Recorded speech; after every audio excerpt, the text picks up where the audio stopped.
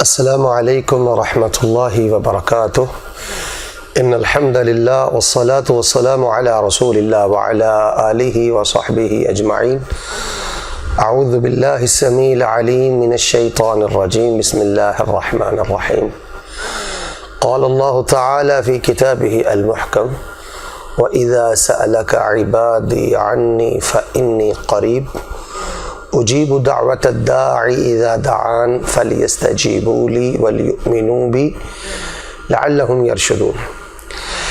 ناظرین کرام، یہ جو آیت کریمہ آپ کے سامنے تلاوت کی گئی ہے، اللہ تبارک و تعالیٰ نے دوسرے پارے میں جہاں رمضان کے مسائل کو بیان کیا ہے، روزے اور رمضان کی بات کی ہے، وہاں اللہ تعالیٰ نے درمیان میں اس آیت کا ذکر کیا ہے۔ اور اس آیت میں خوشخبری یہ ہے کہ اللہ تعالیٰ فرماتے ہیں کہ میرا بندہ جب بھی مجھ سے سوال کرتا ہے، اجیب دعوت الداعی اذا دعان، پکارنے والا مجھے جب بھی پکارتا ہے تو ہم اس کی پکار کو قبول کرتے ہیں۔ اہل ایمان کو چاہیے کہ وہ ہماری باتوں پہ یقین کریں، ہم پہ پختہ ایمان رکھیں، ہم ان کے لیے رشد و ہدایت کی راہوں کو ہموار کرتے رہیں گے۔ تو رمضان المبارک کی آمد ہے، ہر مسلمان اللہ تعالیٰ سے دعا کرتا ہے۔ تو آج میں نے آپ کے سامنے ایک بڑی منفرد دعا بیان کرنی ہے۔ امام طبرانی رحمہ اللہ کی کتاب ہے المعجم الکبیر، اس میں یہ روایت موجود ہے، اور حضرت الامام استاد الحدیث امام ناصر الدین البانی رحمہ اللہ رحمۃ واسعہ، انہوں نے اپنی کتاب سلسلہ احادیث صحیحہ میں اس روایت کو نقل کیا ہے۔ رسول رحمت علیہ الصلاۃ والسلام تشریف فرما تھے کہ آپ کی خدمت میں چند لوگ آئے، وہ مہمان تھے۔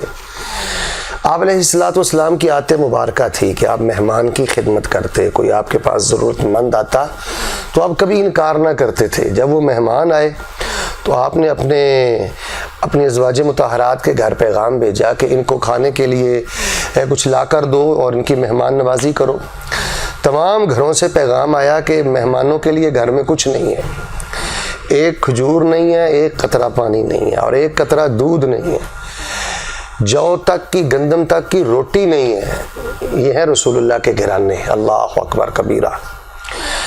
امام المعصومین ہیں، اور درویشی دیکھیں، سادگی دیکھیں، دنیا سے بے رغبتی دیکھیں کہ چند مہمانوں کی مہمان نوازی کے لیے بھی گھر میں سامان نہیں ہے۔ بہر صورت جب گھر سے جواب آیا کہ گھر میں کچھ نہیں ہے تو رسول رحمت نے کیا فرمایا؟ رسول رحمت فرما لگے اللہم انی اسألک من فضلک ورحمتک فإنہ لا یملکها الا انت۔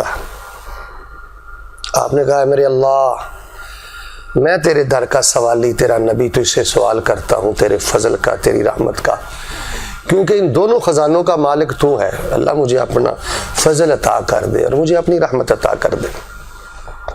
صحابی بیان کرتے ہیں کہ ابھی رسول رحمت علیہ السلام نے یہ دعا کی تھی کہ فوری بنی ہوئی بکری رسول اکرم علیہ السلام کی خدمت میں پیش کر دی گئی۔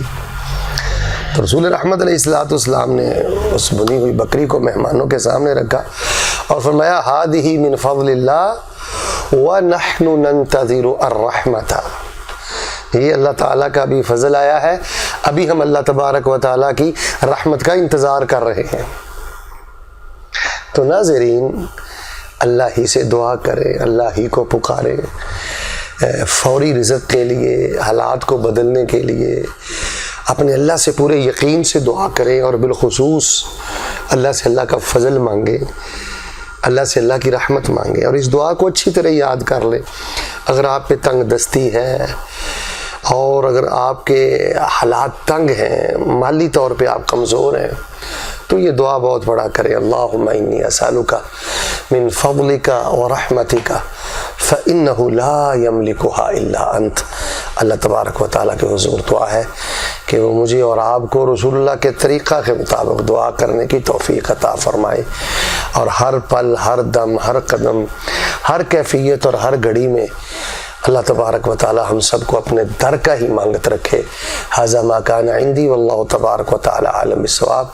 سبحان ربک رب العزۃ عما یصفون وسلام علی المرسلین والحمد للہ رب العالمین۔